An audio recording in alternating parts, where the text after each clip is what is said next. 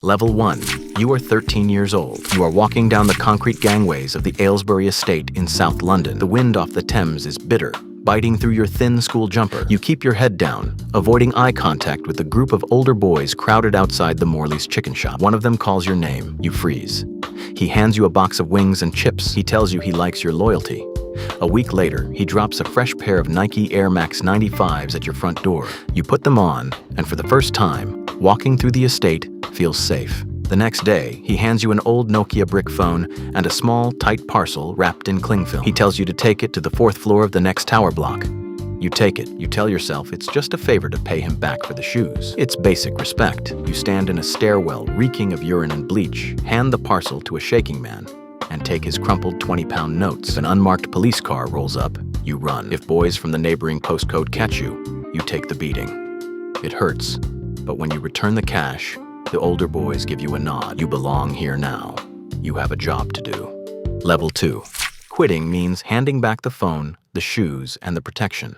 Walking to the bus stop without them backing you up is a risk you simply cannot afford anymore. You transition to perimeter security. You sit on a low brick wall facing the A2 main road for 5 hours a day outside of school hours. The damp cold seeps through your black tech fleece. You watch the traffic. That is your entire purpose. Your stomach is perpetually tied in tight knots, but the adrenaline makes you feel alive. Every screech of tires makes your shoulders flinch. You memorize license plates. You scan for the unmarked silver Skodas with the extra roof aerials, the Trident gang unit officers knocking on doors. You look out for the heavy yellow TSG vans waiting to flood the block, or the stolen Audis filled with rival faces from across the borough. When you spot the Skoda, your thumb hits the keypad of the burner Nokia. You type out the broadcast, undies active on the main, lock off. If it's the Fiesta rolling too slow, the text changes, ops sliding, bally up.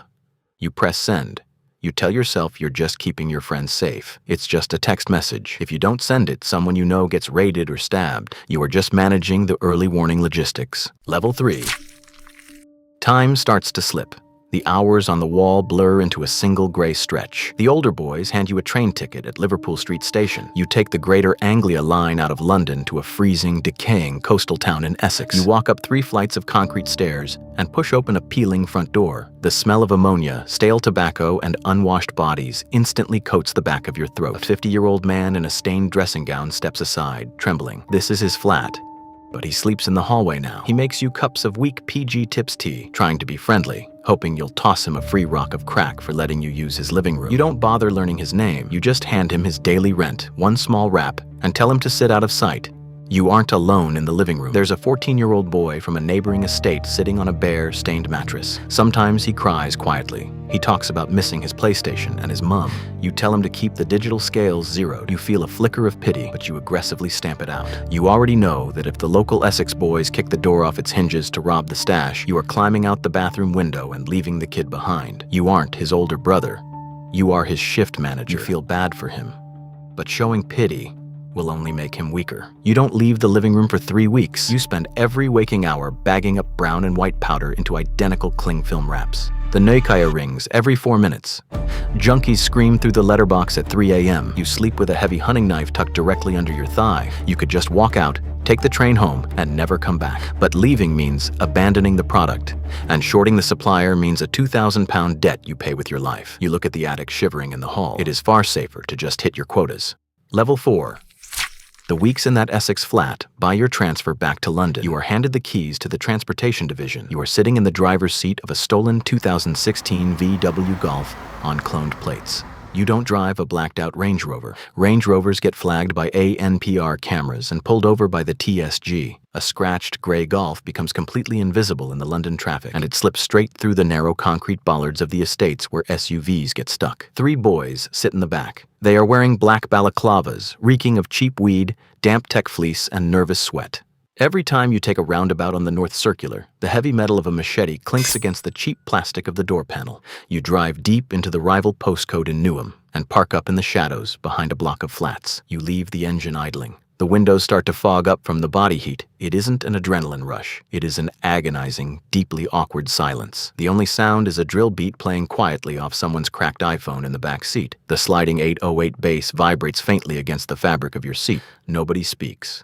Everyone is just staring through the condensation at the pavement, waiting for a face they recognize to walk out of the chicken shop across the street. Your knuckles ache from gripping the sticky steering wheel. You know the joint enterprise laws. You know if they jump out and swing that blade, you get a year's just for sitting here. You don't want to end up in the Bailey or questioned by the Trident, but stepping out of the car and walking to the bus stop means you become a liability to the firm. Liabilities get removed. You aren't holding the weapon, you are just providing the logistics. The clutch bites under your left foot. You wipe the fog off the windscreen with your sleeve. You keep the engine running and the windows steam up. It's cold outside. It makes it hard to see. Level 5. The knife feels heavy against your thigh, but leaving your house without it feels like walking onto a battlefield entirely naked. You are the front line. You spot a rival face standing outside a corner shop in Lewisham. You don't feel a rush of anger. You just follow the procedure. 2 steps forward. Swing the blade. Step back. Run to the waiting car. You go home and wipe the steel with household bleach. You stop taking the bus. You stop going to the city center. Social workers hand you pamphlets about exit programs. But exiting means admitting the paranoia, the blood, and the friends you buried were for absolutely nothing. It is far easier to just keep scoring points.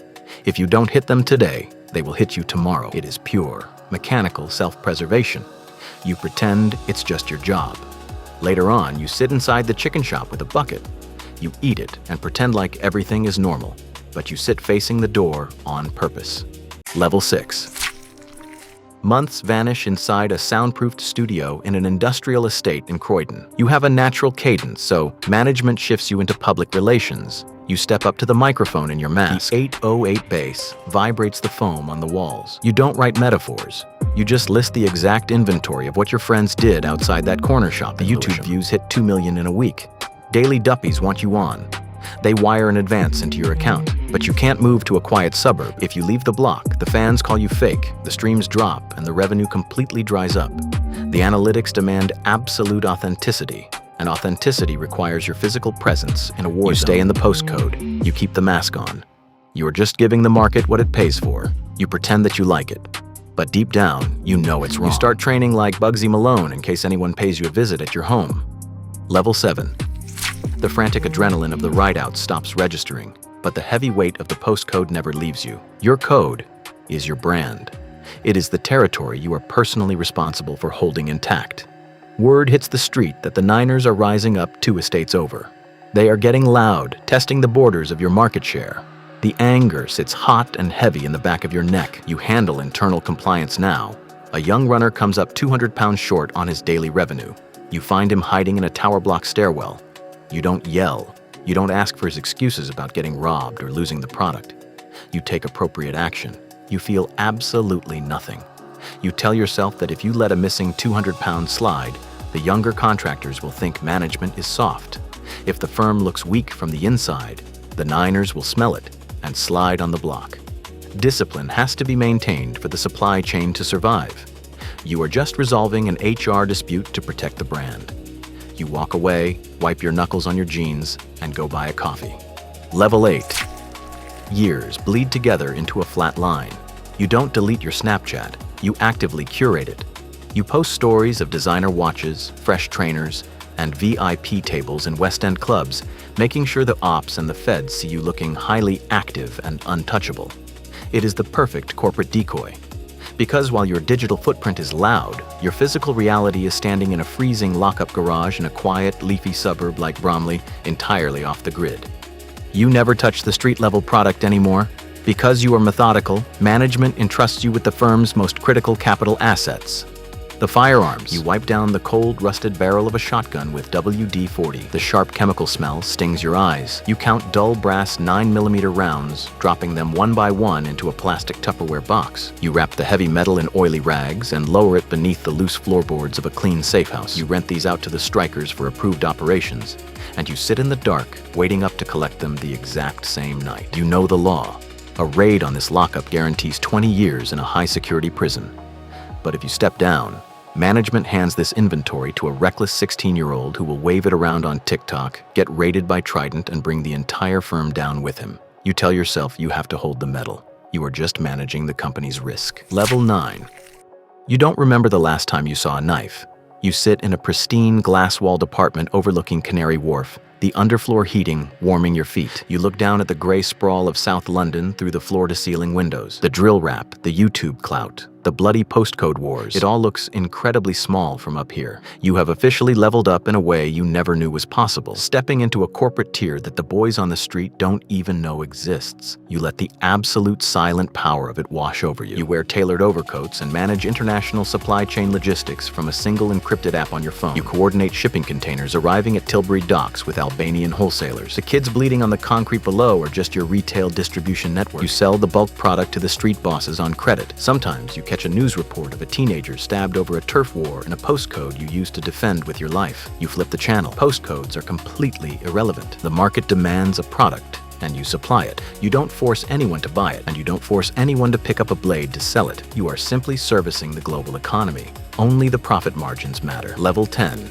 You sit in the back of a blacked-out BMW, the cream white leather immaculate beneath you, idling at a red light. You haven't touched powder or weapons in over a decade. You look out the tinted window at the edge of the estate. A kid, maybe 13 years old, is sitting on a low brick wall. He is eating a box of Morley's chicken, wearing a fresh pair of Nike Air Maxes, and gripping a cheap Nokia burner phone. You think back to the concrete stairwells reeking of bleach. You think back to the freezing flat in Essex, the heavy machetes clinking against cheap plastic car doors, and the white powder permanently staining your thumbs. He looks exactly like you did. You know the exact trajectory of his life. You know he will likely be dead, or serving a mandatory life sentence in Belmarsh prison before he is old enough to legally rent a car. You don't feel pity, you don't feel regret, because you cannot feel anything anymore. You check your phone to confirm the daily offshore deposits. The girl in a tracksuit smiles and leans on your arm. The light turns green. You tell the driver to move on. It feels completely normal.